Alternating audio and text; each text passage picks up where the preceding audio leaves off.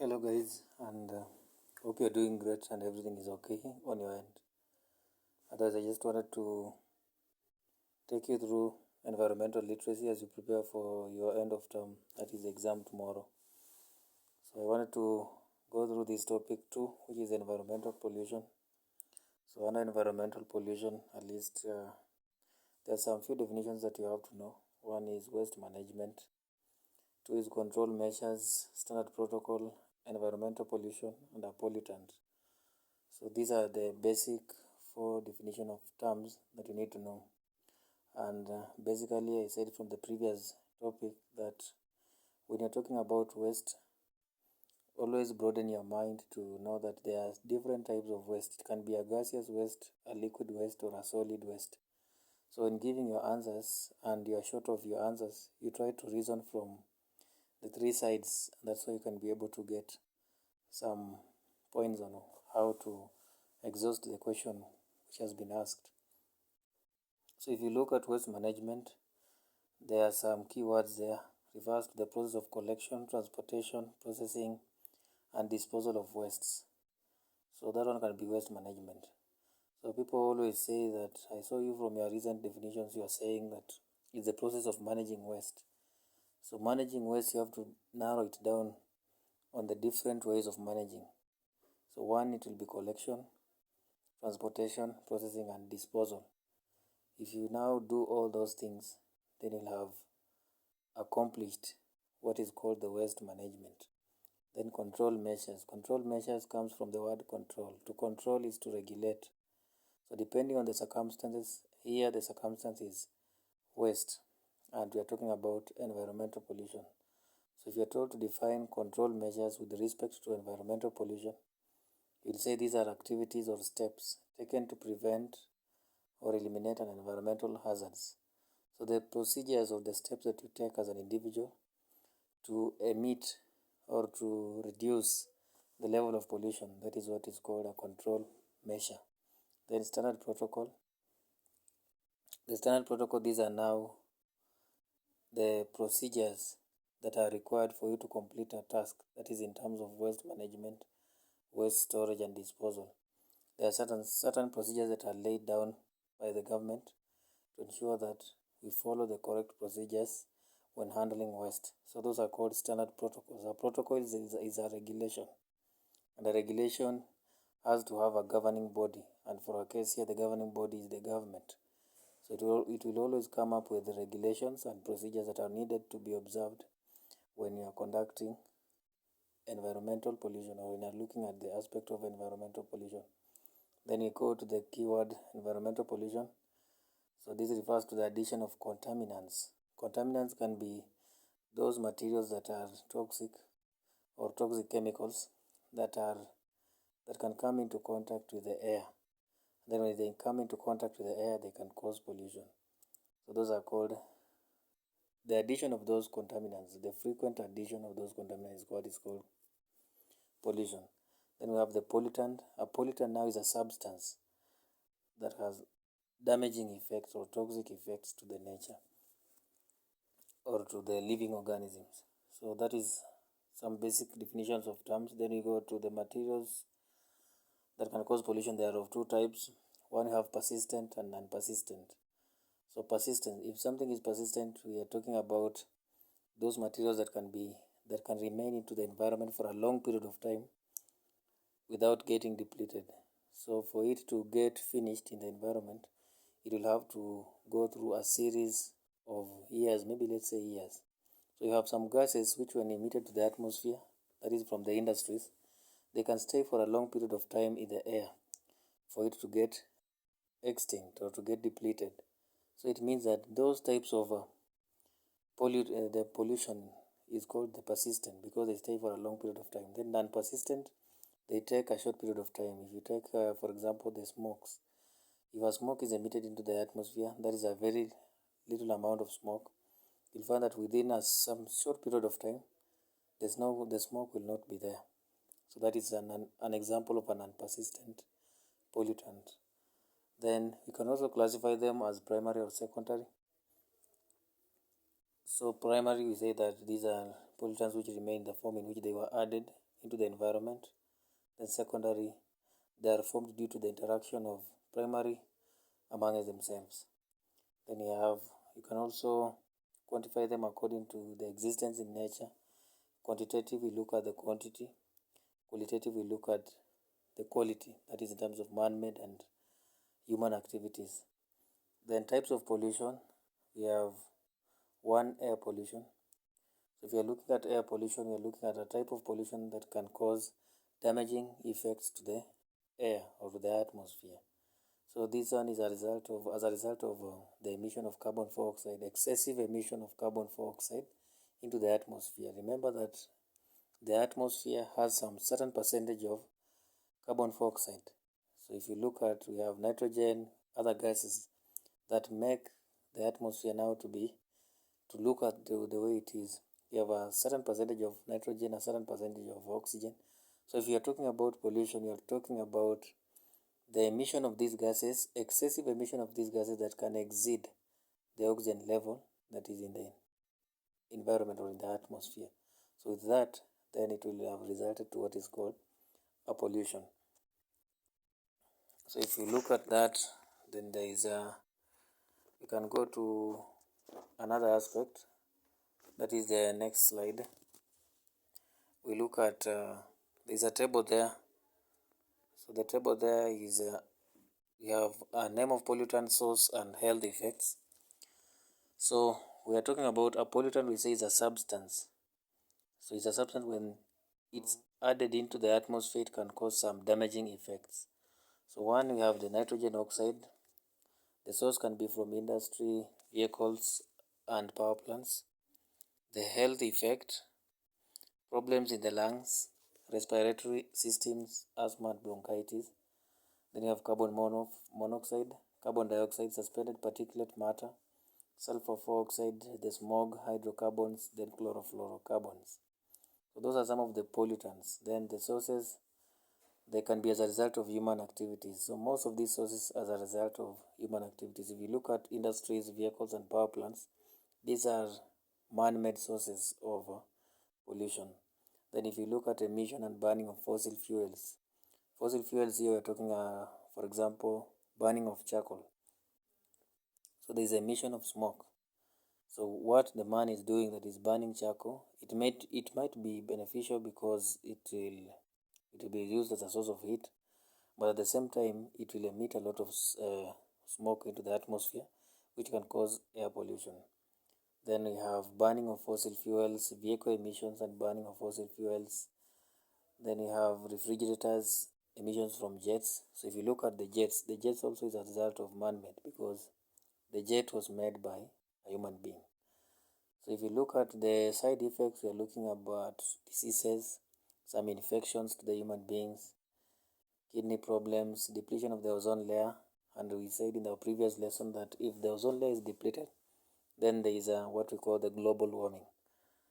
Then other pollutants, you have the lead, mercury, silica, coal, dust particles, radioactive pollutants. Then we look at the impacts of air pollution. So an impact is something that has an influence into the environment. So if you look at pollution, we will not have positive effects or positive effects of a pollution. They are normally negative because it's something that has already damaged the atmosphere. So it will not have something that is beneficial. So if you look at impacts, it is the same as being told negative effects of air pollution. So while we have health and nature effects, these can be felt at different geological levels and they can spread to water and land ecosystems in the form of dry or wet deposits. So you might find that as a result of air pollution, the smoke that is being released to the atmosphere, it can go there, then it condenses to form the clouds which later fall as rain. So that rain that will be falling to the ground, it will be acidic and it can result to maybe wilting of plants. If you look at the rooftops, there will be corrosion. So people will be taking water or consuming water that has been contaminated and as a result of maybe the emissions from the smoke and the industries. Then we have over-acidification and over-fertilization. Sulfur and nitrogen inputs are responsible for acidification and over-fertilization of ecosystems such as forests, rivers, lakes, and swamps. So for acidification, you're looking at the farm aspect. When you're at the farm, we have different soils have different pH levels. So you'll find that if you continue adding fertilizer continuously for a long period of time, the soil will end up being acidified. The pH level will increase, and most of the fertilizers have nitrogen and phosphorus chemical compounds in them. So that ones or those chemicals will be the ones that will be responsible for forming the over acidification, and you'll find that the plants will not be producing good yields. So that is also as a result of that. Then you have necrosis on plants. This refers to the death of plant tissues. A high concentration of pollutants can cause death to plants and animal cells, leading to organ failure. So if the emissions are very high, and from the biological aspect, plants have cells. The cells are the ones that are responsible for the plant growth. So if the pollutants are very high and are highly concentrated in the atmosphere, so the conditions favoring germination from the biological aspects cannot be favored, because now the cells will have to die, and if the cells die, then it means the plants will also have to die. The reduction in plant growth or standard growth, this reduces the ability of plants to resist diseases and infections. So stunted growth is just a place where the plants grow to a certain level, then they cannot pass through that level, so they have to stay into that state. And in fact, you'll find that the type of yield that we'll get, it will be very severe. That is a severe loss. Then changes in chemical composition of the atmosphere. This affects the biochemical cycle, such as the nitrogen cycle, water cycle, and the carbon cycle. Then we look at the control measures. From the definitions in the previous topic, we looked at, or from the start of this tutorial, we look at control. Something that is a control measure, we are looking at something that has to regulate in order to prevent it from becoming worse or to cause adverse effects to the environment. So the control measure, so these measures are taken to control, reduce, or eliminate the pollutants of air. These measures are guided by the EMCA. This regulation can be found in the EMCA Act of 2014. The air quality regulations have different ways of ensuring the air quality standards are fit for humans, animals, and plants. The following are measures to ensure safety of workers. 1. The owner of the facility should inform the workers of the hazards in specific work environment. Train the workers on the potential hazards of any hazardous substance to which they are exposed. Ensure that the requirements of pollutants are carried out by a laboratory designated. Then ensure that the record of measurements carried out are reported to the authority on quality basis. So these are some of the control measures, and if you look at that, they reflect on the EMCA. So it means that at some point it's like a standard protocol or procedure. So if you are looking at controlling air pollution, and if you ask a question, how can we control air pollution? So you can say maybe reduction of emission of gases into the atmosphere, by making sure that all the gases that are being emitted to the atmosphere are first treated before being released to the air. And that's why most industries do that. If you do not do that, then you can be closed down, or you can be sued for emitting contaminated gas. So that is just a one-way control measure. So next, on to the next slide, we move at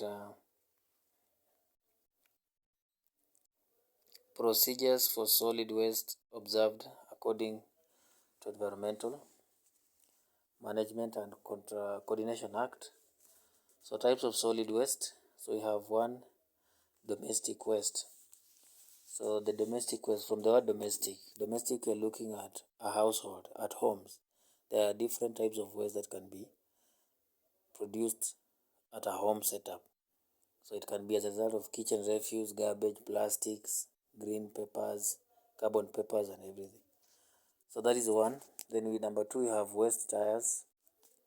So if you look at the tires that have reached the point of wear and tear, they can no longer be used and they are dumped somewhere. That's an example of a waste tire. Then construction and demolition wastes.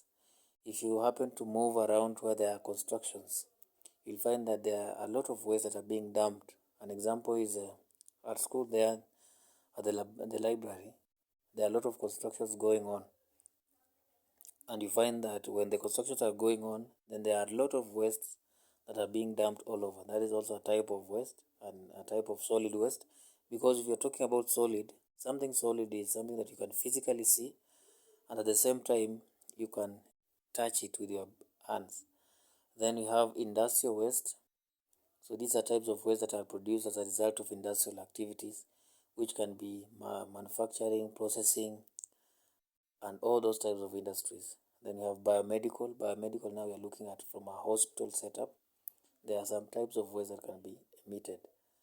And then we have sewage sludge. So in sewages, we have some sediments that can accumulate over time, and those sediments or remains, they are what we call the sewage sludge. Then we have the e-waste. E-waste is like electronic waste. If you take an example of maybe you have a computer or a TV that is not in use, it was broken down, or it has already broken down and it cannot be repairable, then you dump it somewhere, then it means that type of waste is called an electronic waste, what is shortened as the e-waste. So after that, we look at the final slide. So the final slide, we have waste treatment. So under waste treatment, we look at the three methods of waste treatment: recycling, composting, and thermal treatment of waste.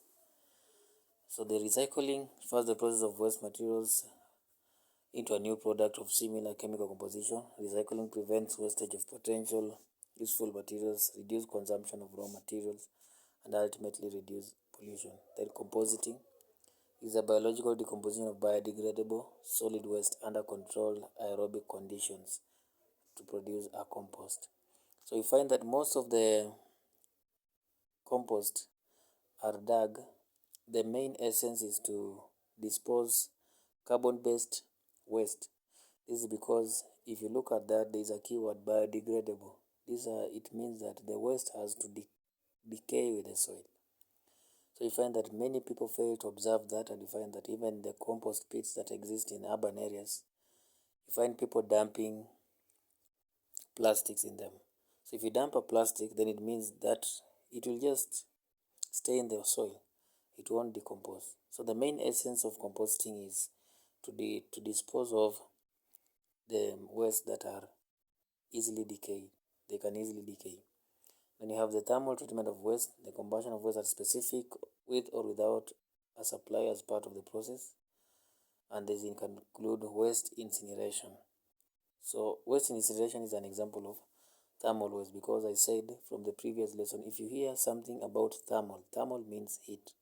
We subject this waste to an extreme heat, such that when they are being burned, they are burnt to completely. So they know there is no waste that remains behind. So under there, then you have the methods of minimizing noise pollution with compliance to environmental regulation. Noise pollution is also another type of pollution. So it tells you that this is a type of pollution that occurs when there is a lot of noise that exceeds the required level. Because we say that the noise is measured in decibels. So decibels, they are small units of noise. If that noise, it can exceed a certain decibel, then it means that it's now a pollution. It can cause damages to the ears.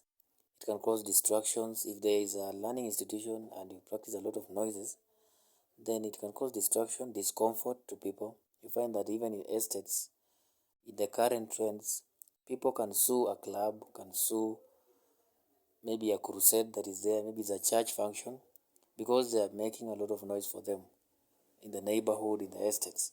So it means that under the law, they have the right to sue those people because they are practicing what is called the noise pollution. The noise pollution is beyond the required level.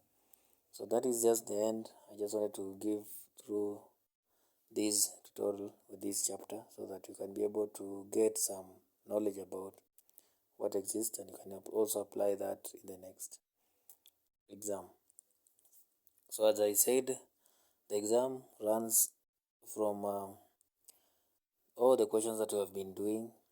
We kept on revising in the classes, so that is where the exam will be coming. I don't always pick questions outside the box or outside the what the content entailed, especially the research. Those that you did the research, there were a lot of questions I gave out because this term had a lot of challenges in terms of teaching and a lot of activities at the same time. So during those times, I used to issue some questions. I tell you to go discuss, go practice.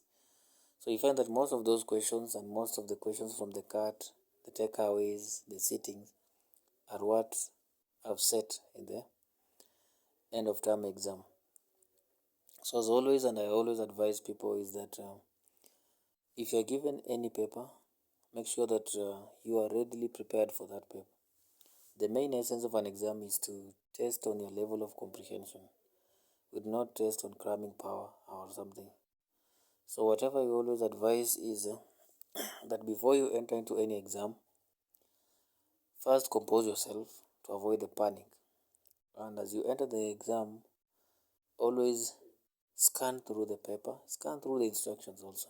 It's also good to read through the instructions, read what the examiner wants from you or what is expected of me during that exam period. And then you also scan through the paper to see all the questions. And I always encourage people is use a pen or a pencil. Tick the questions that you can be able to do them confidently without holding or without hesitation. You make a complete tick. Those questions that you cannot be able to do it completely, you can make an X. And then those questions that you can do it but you cannot finish. Maybe it's a question, let's say they say state the 3 R's to environmental pollution. So you can be able to state one. So those kinds of questions, you can be able to state at least a reason. You can be able to state at least 2 reasons, 3 reasons if they ask 5. So those one you can tick, then you can put a small X in it to show that you can do it but you cannot finish. Then after you've done with that, you can now come to the answer booklet. You start now answering the questions.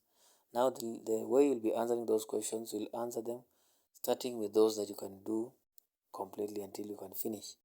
So you start with those. So as you do all those questions, you'll discover that your mind will start remembering even those questions that you forgot or you could try to attempt them but end at the end of maybe you could not finish. So you'll find that the mind, as you continue doing that, it opens and you'll find that you'll be able to answer those questions correctly. And if you answer them correctly, then you'll be good to go. I'll really emphasize on the level of answering because I told you that most of these classes and most of the exams, people fail because they always give short answers. Explain your answer, even if it can be in a statement form. One statement, at least show the effect. I used to tell you of the different kinds of questions. You have comprehension questions. A comprehension question is where the examiner tests on the level of understanding. Especially you can find that they can ask you, we have questions like, with the aid of a labeled diagram, explain. So that is a comprehension question. The examiner wants you to know, since you passed through that statement in class or since you went through the explanation in class, how do you understand that circuit or how do you understand that concept? So you can be asked also, they can also come as under application questions. Maybe you can ask that give 4 circumstances under which one can apply renewable source of energy at home. So you have to scan through, since I learned about energy resource efficiency, how can I apply those notes at home? And you can also look at a home setup. Where can I economize on energy use at home? So if you look at using LEDs instead of the bulbs that consume high power ratings, you can look at using artificial lighting rather than the normal lighting, that is electricity, switching off the lights when not in use. Those are just forms. So you look it from a home setup where you can practice energy consumption. or energy economization. So those are some of the also comprehension questions. Then you have the short answered question. The short answer questions, those are questions of list outline. And I said that if the answers are known for a case of listing or outline, you just put them in one statement. And I said that if you're told, list any 4 types of PPEs that are used in a workshop, the PPEs are already known, so you cannot put them in statement. You just say helmets, goggles, safety boots, the last coats, overall. So they are well known. But we have this set of questions that are called the case study questions, where you can be asked that during a school was conducting a visit in a certain Coca-Cola industry or in a certain welding industry, or a safety officer was performing an audit in a certain welding industry. State 4 types of PPEs he will recommend for the employers to have. So you see, that question is not talking about outline. It's talking about you have to list the PPE and show how the PPE will be used in the aspect of welding. So if you say you will recommend maybe the safety goggles or the eye shields. So you recommend the eye shields because it will prevent the users from potential hazards such as flying debris. That time that you are performing a welding, there are some debris that will be flying, sparks.